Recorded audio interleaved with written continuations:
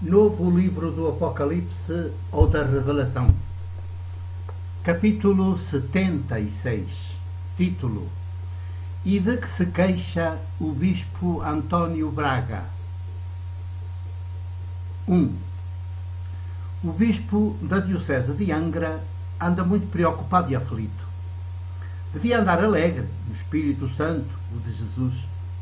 Devia até emocionar-se de alegria e dançar em Eucaristia, por todas as coisas novas e belas que o Espírito continua também hoje a fazer na sociedade e na Igreja, apesar dos executivos das nações e dos bispos e da própria Igreja Católica Romana.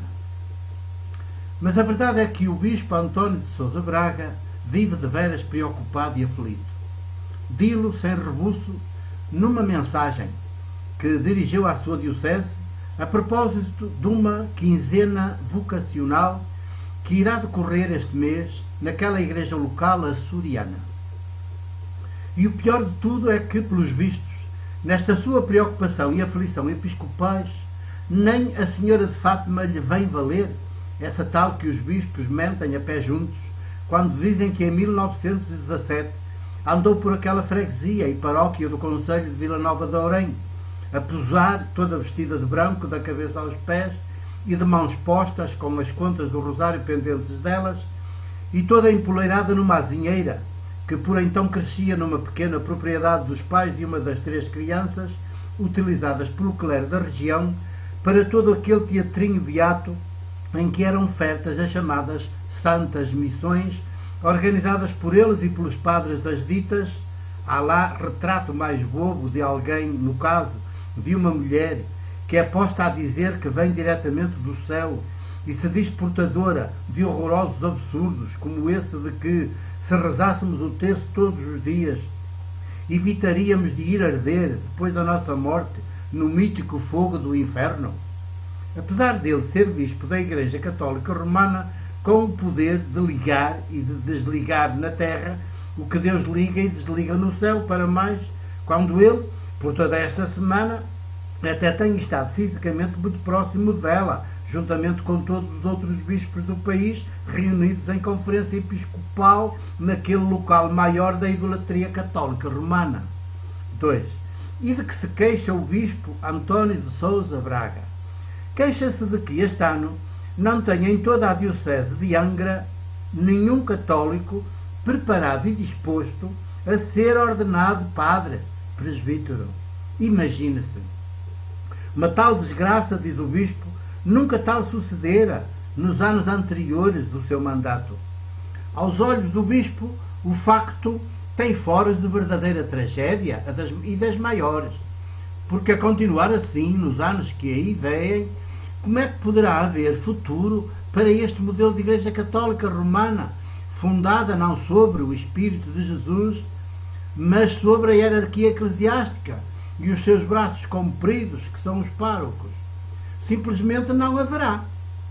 Por isso, este modelo está condenado a desaparecer. É já um modelo a prazo. Por enquanto, ainda tem havido clérigos que aceitam ser ordenados bispos, auxiliares, uns titulares de diocese, outros.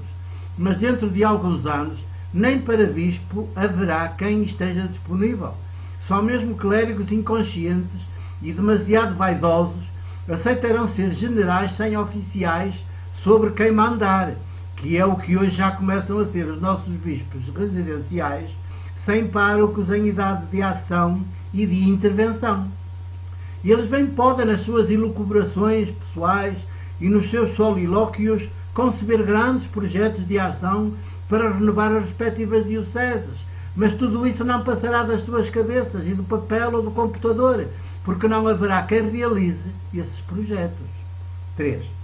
Os bispos têm de se convencer, e já que não vão a bem, vão a mal, que o Espírito Santo de Jesus há muito que está noutra.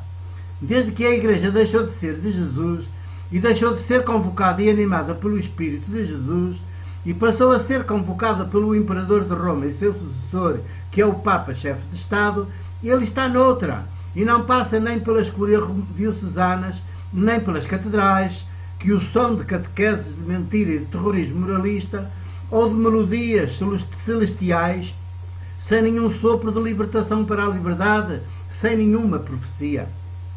Eu sei que esta situação já se arrasta há séculos, mas está felizmente a chegar ao fim. Tenho por isso essa alegria no espírito de poder testemunhar que tudo isso está já a ruir. E alegro-me, precisamente porque sou a Igreja, e desde que um dia vi que ela, neste modelo católico romano, era uma Igreja em estado de pecado, tudo tenho feito para que ela reconheça o seu pecado e se converta de raiz. Ela não pode pretender mudar o mundo se ela própria não se muda a si mesma. A conversão do mundo começa pela conversão da Igreja. 4. É dura esta minha linguagem? São duras estas minhas palavras?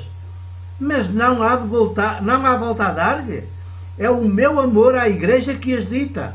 E eu amo-a porque ela, apesar de ser uma Igreja em estado de pecado, me deu o Evangelho. Não foram os bispos nem os párocos quem me deu o Evangelho, quem me revelou Jesus, o de Nazaré, nem quem me abriu ao Espírito Santo de Jesus, nem quem me fez nascer do alto. Foram as suas vítimas, foram os pobres, foi muito concretamente a minha mãe, a Ti Maria do Grilo, jornaleira. Dela recebi o primeiro alimento, o leite do seu seio, e também o testemunho de abertura ao Espírito Santo que a habitava, como habita os pobres, melhor, os empobrecidos. Foi ela e os outros pobres, como ela, que me evangelizaram, que me revelaram Jesus, me abriram ao Espírito Santo de Jesus e dos pobres. 5. Desde que os meus olhos se abriram, nunca mais fui funcionário eclesiástico, nem sequer quando ainda fui pároco. Nunca mais fui clérigo, apenas presbítero da Igreja, a do Porto, na missão de evangelizar os pobres e ser evangelizado por eles. Não me entendem os meus irmãos bispos, nem os meus irmãos presbíteros? Problema deles. Mas hoje vejo cada vez com mais clareza que é por aqui que a Igreja tem de ir. E se não vai a bem, vai a mal. Gritarão as pedras. E a Igreja não poderá deixar de ouvir os seus gritos. Fora dos pobres, dos empobrecidos, não há salvação. Não há seres humanos. Só monstros humanos. Poder, treva. Saibam que a pior treva é aquela que se disfarça de luz e assim nos encandeia e cega com o seu falso brilho. Esconde-nos os pobres, as vítimas, e nós passamos a viver todos os dias como se elas não existissem. Tornamos-nos assim uns monstros de consciência demoníacamente tranquila, vestidos de papa, de bispo, de pároco, de clérigo, de privilégios, de poder, de honrarias, de executivos das nações, de parlamentares, de grandes empresários, advogados, professores, engenheiros e por aí fora. Uns palhaços bem-falantes, uns garotos, uns farsantes, uns hipócritas. 6. Não é o que são hoje as nossas liturgias, muito bem enfeitadas para encher o olho da nossa vaidade e o ego da nossa demência? Não é o que são hoje as nossas instituições, todas as instituições do poder, dos executivos das nações? Não é o que são hoje os parlamentos das nações da Europa rica, do império, dos poderosos? Não é o que são hoje os palácios dos ricos e dos grandes e os próprios tribunais? Tudo isso e muito mais não é fruto da nossa inteligência de mente para sossegar as nossas atormentadas consciências individuais e coletivas? Pois saibamos que fora dos pobres, dos empobrecidos, das vítimas, não há salvação, não há humanização do mundo. Podemos correr e saltar, mas ou nos convertemos, mudamos de Deus, do Deus ídolo para o Deus de Jesus e dos pobres, ou regredimos em humanidade de dia para dia, que é o que está hoje cada vez mais à vista. Cresce a tecnologia, o robô, diminui o humano, o ser humano, mais um pouco e não haverá humanidade, afeto, liberdade, ternura, sororidade, apenas demência organizada. 7. O bispo António de Sousa Braga e os seus pares deveriam alegrar-se por já não haver candidatos a padre, nem, ou sacerdote, como eles dizem, nem o facto de o padre ser hoje um modo de vida onde se pode rapidamente fazer fortuna e viver na ostentação atrai as novas gerações. Elas já não vão mais por aí, felizmente. Recusam a igreja? Não. Recusam este modelo de igreja. Recusam Jesus, o de Nazaré? Não. Recusam este Jesus das catequeses moralistas das igrejas que diminuem os seres humanos e os querem castrados sexual e afetivamente. Recusam Deus, o de Jesus? Não! Recusam este Deus ídolo que anda a reboque de uma senhora de Fátima, com tanto de branco como de cruel, com tanto de demente como de absurdo. As novas gerações querem autenticidade, querem verdade, querem ser, querem simplicidade, querem protagonismo, querem liberdade. Há de ser pela liberdade que as novas gerações chegarão à responsabilidade e não pela responsabilidade que chegarão à liberdade. 8. Mas então os nossos bispos ainda têm neste tempo das novas gerações, mas então os nossos bispos ainda têm lugar neste tempo das novas gerações? Poderão ter, mas para tanto têm de deixar os poleiros e os penachos com que bizarramente se enfeitam. Desistam de ser Idade Média no século XXI. Sejam homens, simplesmente, sem báculos, sem anéis, sem cruzes peitorais, sem mitras, sem colarinhos brancos ao pescoço, sem batinas, nem albas, nem estolas, nem catedrais, nem cátedras sem direito ao contraditório, nem meninos de coro a servi-los, nem mestres de cerimónias, nem passos episcopais, nem cúrias, nem tapetes de flores, quando aparecem pelas paróquias como príncipes, nem protocolos, nem concordatas, nem mancebias como os do poder e os do dinheiro. Sejam homens, simplesmente. E, além do mais, deixem-se de monopólios no exercício do ministério da Igreja. Reconheçam que as mulheres estão constitutivamente mais dotadas para a missão, serviço episcopal e presbiteral do que eles e os párocos, todos machos, a quem o sistema eclesiástico proíbe os afetos e a salutar convivência e a fecunda companhia das mulheres. 9.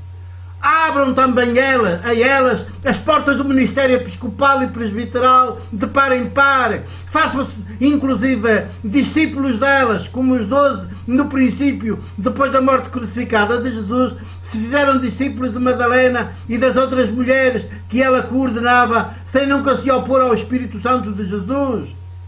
Veremos então como tudo mais vem por acréscimo. Acabará este modelo de igreja que só tem prejudicado a humanidade e os povos. Nascerá uma igreja jesuânica, tanto mais fecunda quanto menos visível, para que todo o protagonismo na história vá para os seres humanos, para os povos.